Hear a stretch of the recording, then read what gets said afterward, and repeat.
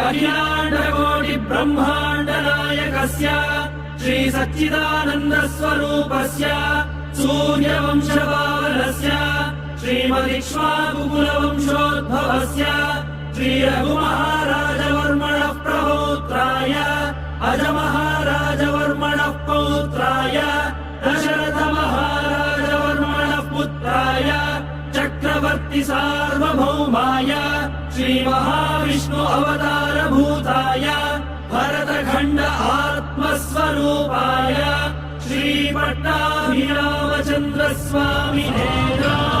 श्रीरामचन्द्रं सीता लक्ष्मण भरत शत्रुघ्न सहित सदा वन्दित हनुमत् विराजं शुभ चरित रथ भरत खर्वित गर्व गन्धर्व यूथ गीत विजय गाथा दिव्य भौमायोध्याधिदैवत सिंहासनाधिरूढा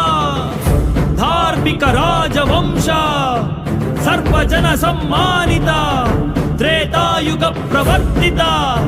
अविकल बहु सुवर्ण हय मख सहस्र निर्वहण निर्वर्तित निज वर्णाश्रम धर्म सनातन धर्म